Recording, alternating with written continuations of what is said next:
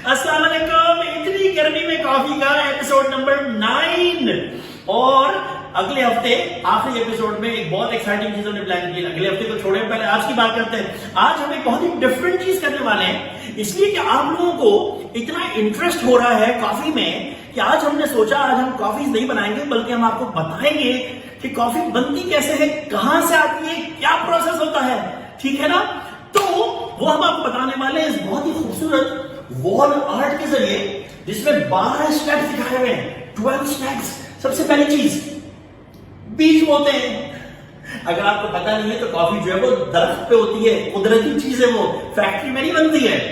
तो बीज बोने के 3-4 साल के बाद उसका फ्रूट निकलता है, और वो फ्रूट कभी कभी तो ये जो है इसकी दिखा रहे हैं कि ये बीज बोया है, इसमें से छोटा सा प्लांट निकला है, उसके बाद उसकी बड़ी बड़ी बुश लगती है ऐसी वाली, और ये नजर आ रहा है आपको लाल रंग के चेरीज, ये हरे होते हैं पहले, और हरे से ये लाल होने में भी 3-4 महीना ले लेता है। तो पहला स्टेप क्या है? बीज बोने वाला प्लांटेशन। दूसरा स्टेप है उसकी हार्वेस्टिंग। जब ये रेड हो जाता है तो उसको निकालते हैं।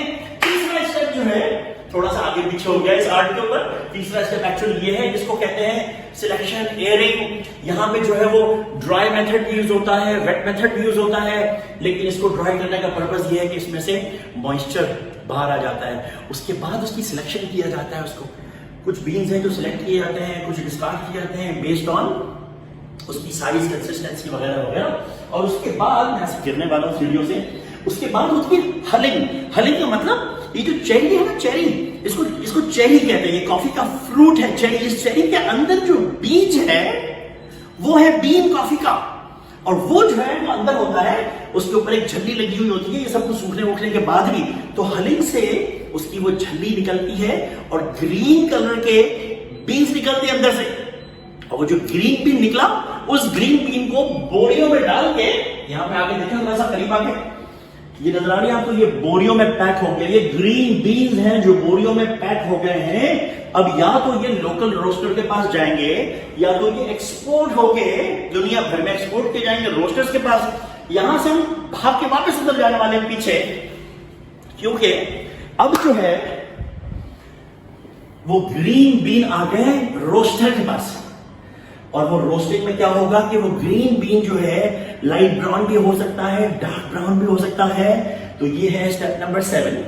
वैसे तो आपको डिफरेंट तरह के स्टेप्स नजर आएंगे। कोई 10 स्टेप्स कहता है, कोई 12 कहता है, कोई 15-20 स्टेप्स कहता है। हमारा 12 स्टेप्स में हमने बनाया है इसको सिंप्लीफाई करने के लिए। तो ये हो गया रोस्टिंग। बहुत ही इंपॉर्टेंट प्रोसेस है। बड़ी पुराने जमाने में तवे में रोस्टिंग होती थी, अब बड़े सोफिस्टिक किस्म के बड़े बड़े मशीनरीज के अंदर, सोफिस्टिकेटेड किस्म की बड़ी बड़ी मशीनरीज के अंदर इसकी रोस्टिंग होती है। और रोस्टिंग होने के बाद ये आता है पैक।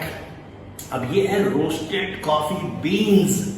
अब ये रोस्टेड कॉफी बीन्स जो है, चाहे तो एक्सपोर्ट हो जाए और 6-8 महीने 10 महीने के बाद इस्तेमाल हो, जैसे कि दुकानों से आपको बीन्स मिलते हैं पैकेट किए हुए, जो 6 महीने साल भर पहले रोस्ट हुए होते हैं, या फिर फ्रेशली रोस्टेड बीन्स कोई ले आए कॉफी शॉप में और उसकी कॉफी बनाए फ्रेशली रोस्टेड बीन्स की। तो वो होते हैं जो रोस्ट होने के 2 हफ्ते के अंदर अंदर इस्तेमाल हो जाते हैं। उसकी बात ही और होती है। तो ये हो गया रोस्टिंग। रोस्टिंग होने के बाद जो नेक्स्ट स्टेप है वो है ग्राइंडिंग। एक्चुअली ग्राइंडर यहां नजर आ रहा है आपको, हीरा। इस ग्राइंडर के अंदर वो बीन्स ऊपर से डालते हैं, और फ्रेशली ग्राउंड कॉफी का मतलब ये होता है कि जब आप कॉफी का ऑर्डर देते हैं उसी वक्त इसके ऊपर वो आपका बरिस्ता बीन्स डालेगा, बटन दबाएगा और इसका ग्राइंड होगा। तो ग्राइंडिंग है नेक्स्ट स्टेप। ठीक है? और ये डिपेंड करता है कि आप घर वाला ग्राइंडर यूज कर सकते हैं, मैनुअल ग्राइंडर यूज कर सकते हैं, depending on your coffee making, कि किस तरह से आप कॉफी ब्रू कर रहे हैं। यहां पे तो कमर्शियल ब्रूइंग की बात हो रही है ना। तो ये ग्राइंड होने के बाद ये पाउडर बन जाता है। इस पाउडर की कितना बारीक होगा, कितना मोटा होगा, उससे बहुत फर्क पड़ता है। वो एक खास किस्म की डिफरेंट ब्रूइंग मेथड्स के लिए डिफरेंट उसकी वो चाहिए होती है।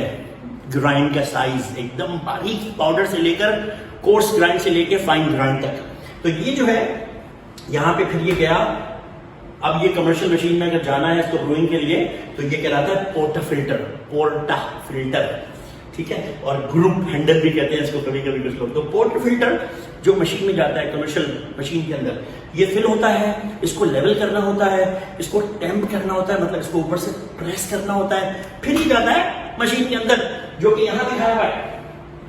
ये जो है ये पोर्टेफिल्टर मशीन के अंदर लगाया गया, ऊपर से इसमें प्रेशर से और टेम्परेचर के साथ पानी पुश किया गया। तो क्या हुआ, ये नजर आ रहा है ना आपको स्क्रीन। तो यहां पे क्या हो रहा है, इसके अंदर से उसका कॉफी का एक्सट्रैक्ट नीचे आ रहा है। परफेक्ट एस्प्रेसो शॉट जो है वो तकरीबन 20 सेकंड्स में बाहर आता है और 30 ml होता है। और आपने अगर प्रीवियस एपिसोड में देखा होगा कि सारी कॉफीज जो है वो एस्प्रेसो से स्टार्ट होती है। तो ये वो एस्प्रेसो शॉट यहां पे आपको नजर आ रहे हैं, 2 एस्प्रेसो शॉट्स निकल आए। इसके बाद मैं इसके ऊपर से चलान तो नहीं मारूंगा, तो आप वहीं पर देख लीजिए। उसके बाद चाहे तो आप उसमें मिल्क ऐड करके लाटे बना दें, चाहे तो चॉकलेट वॉकलेट और मिल्क ऐड करके मौका बना दें, या फोम ज्यादा बना के उसकी कैपेचिनो बना दें। तो ये थे 12 स्टेप्स। अब आपको गेस ही करना है ये कहां पर है ये वाली दीवार। तो ये था एपिसोड 9। अगले एपिसोड के लिए हमने एक बहुत ही एक्साइटिंग चीज प्लान की है, वो आपको हर किसी मिस नहीं करना है। इतनी गर्मी में कॉफी, उसमें मेरे अलावा बहुत सारे लोग होंगे और वो आपने मिस नहीं करना है। So thank you so much for watching.